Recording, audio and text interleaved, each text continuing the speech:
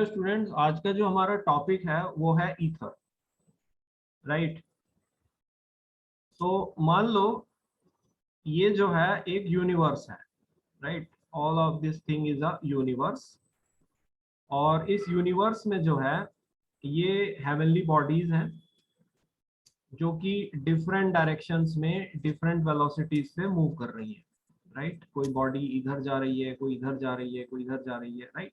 So they are moving in different directions with different velocities.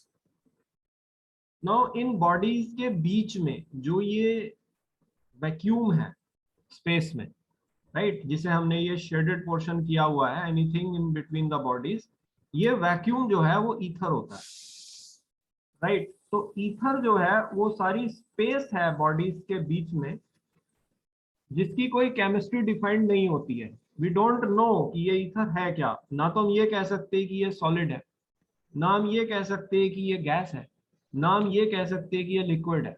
ये एक vacuum है। तो ये वैक्यूम है हेवनली बॉडीज के बीच में, जिस रीजन को मैंने शेडेड किया हुआ है। जो भी ये गैप है between the bodies, this is all ether, right.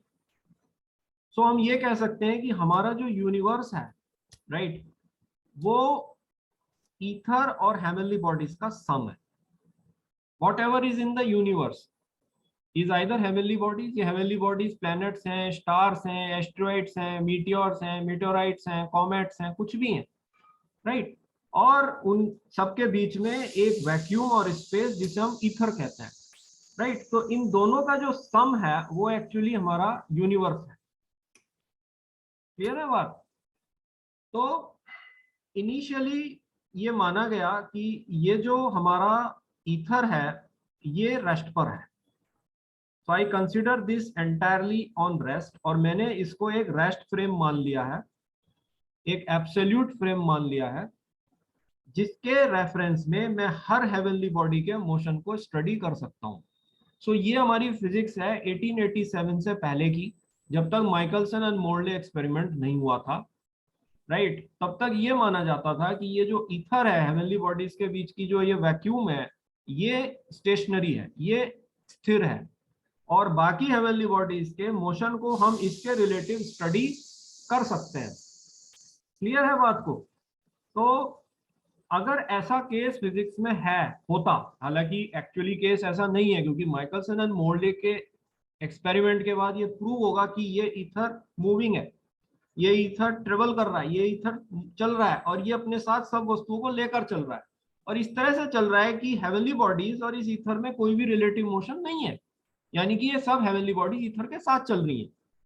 लेकिन जब तक ये माइकलसन एंड मोर्ले के एक्सपेरिमेंट के बाद प्रूव होगा, उससे पहले तक फिजिक्स ये है कि ये स्थिर है, जो भी ये शेडेड पोर्शन है ईथर, ये स्थिर है, और बाकी की जो हेवनली बॉडीज हैं वो इसके रिलेटिव चल रही हैं। तो हम इन सारी बॉडीज के मोशन को इसके रिलेटिव स्टडी कर सकते हैं। और अगर ऐसी फिजिक्स है, तो अगर ये कोई बॉडी वेलोसिटी v से मूव कर रही है, और सपोज ये बॉडी जो है कोई वेलोसिटी ऑफ लाइट एमिट कर रही है, लाइट बीम एक एमिट कर रही है, राइट, जिस लाइट बीम की वेलोसिटी c है, तो अगर हम लाइट बीम की एक्चुअल वेलोसिटी इस केस में अगर हम ऐसा निकालना चाहेंगे तो वो c प्लस वी होगी, राइट। ये फिजिक्स अब नहीं है, ये फिजिक्स कैंसिल हो चुकी है, this is no more a physics, right, क्योंकि वेलोसिटी ऑफ लाइट जो है वो कांस्टेंट होती है irrespective of the velocity of source, right. लेकिन अगर ये बाय चांस 1887 से पहले जैसे कुछ स्थिर माना गया और हर बॉडी को इसके रिलेटिव स्टडी करने के लिए इसको एज ए रेफरेंस फ्रेम माना गया, एज एब्सोल्यूट फ्रेम माना गया, एज ए रेस्ट फ्रेम माना गया, तब उस केस में हम वेलोसिटी ऑफ लाइट को उसकी नेचुरल वेलोसिटी और वेलोसिटी ऑफ सोर्स के साथ जोड़कर निकालेंगे, right, then it will be c plus v। However, this is not the case. So this is the main concept of ether, और ये ether जो है इसकी concept Michelson and Morley experiment के बाद पूरी तरह से चेंज हो गई है। पाया गया कि ये मूव कर रहा है,